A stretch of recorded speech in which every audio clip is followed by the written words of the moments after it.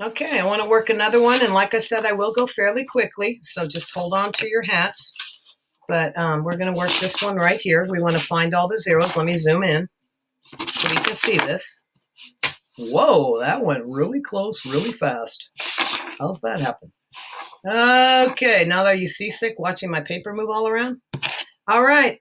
First of all, we're going to find all the zeros. So I need to first find a list of potential zeros. So x cubed, I'll write the original problem down here. X squared minus x minus 11 is equal to f of x. Remember, we're just looking for the x-intercepts is what we're looking for. Okay, so the first thing I want to do is list all potential zeros.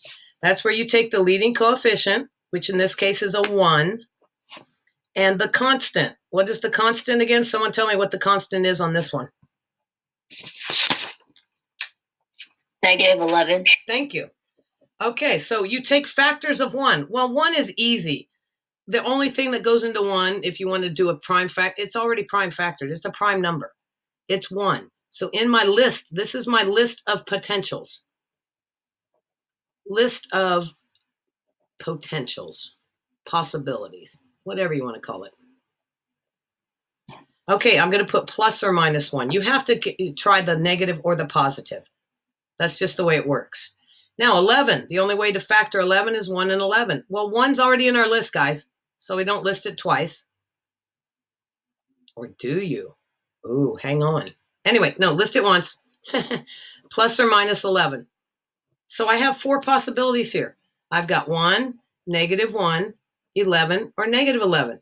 Now, guess what? I'm going to start with the 1. 1 is so easy. Why would I want to start with 11 if I don't have to? If I could get the first 3 to work, and tomorrow I'll show you a way, if you start with 1 and this one was 1, that you wouldn't even have to do any more math. You know if it's 11 or -11 or not, either one of them. So we're going to synthetically divide. I'm going to start up here. Make sure you have every degree. Like I said, on the test come Thursday, I will have one that won't have every degree, and it's going to throw you off. So I better have some on tomorrow to practice with. So 1, 11, -1, -11. Is everyone with me? Have I lost anybody? All I'm doing is taking these coefficients and doing synthetic division. I'm looking for a remainder of 0. If I find a remainder of 0, we're good to go. I'm always going to start with 1. You drop down the first number to get you started. 1 times 1 is 1, comes up here. 11 plus 1 is 12. 12 times 1 is 12. 12 and a -1 is 11. And then 1 times 11 is positive 11. Guess what? There's my remainder of 0. So guess who is one of my zeros? This one. Do it again. Do it again. Mufasa. Now, I will say usually I just take this and look up there, but I'm going to rewrite everything so you can see all my work. I'm rewriting the coefficients of the original problem. So I want to say original, OPP. Yeah, you know me. Original problems coefficients, OPC. Okay, I'm going to drop the 1 down to get you started.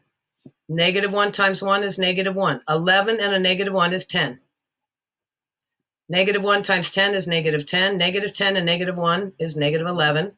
-1 times -11 is positive 11. Look what we got again. No way, Miss Sweat. Okay, 2 of my zeros. Well, now I got to test the 11 and the -11. So let's just start with 11. Coefficients are 1, 11, -1, -11. You will get a feel for if it's a 0 or not pretty quickly. Actually, you get a feel for if it's not a 0, because the numbers will start to get incredibly big. I'll drop the 1 down. 1 times 11 is 11. 11 plus 11, 22. What's 22 times 11? Really big number. So I might go and say, hey, I'm not sure if this is a 0, but let me try the -11 first.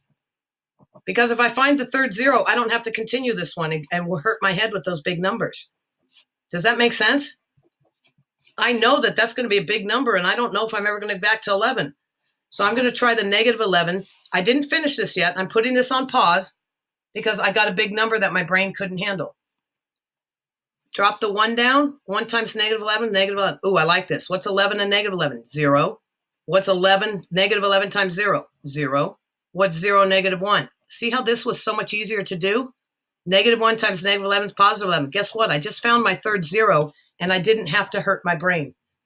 So I know this is not a 0, and this is. So you write your final answer in the pretty squigglies. What I want you to know is that if I know the zeros are 1, -1, and then -11, that would be way over here. Okay, I can kind of sketch this graph. It's going to come up and do something and come down and come back up. I don't know how far it drops down. I don't know any of that stuff, but my zeros are -11, -1, 1.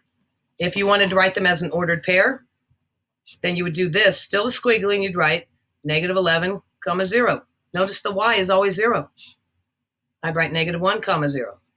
I'd write 1, 0. These are all the zeros. They can be written almost any which way. But for today, I think I'm asking you to do this. I do want you to know they are the same as these ordered pairs.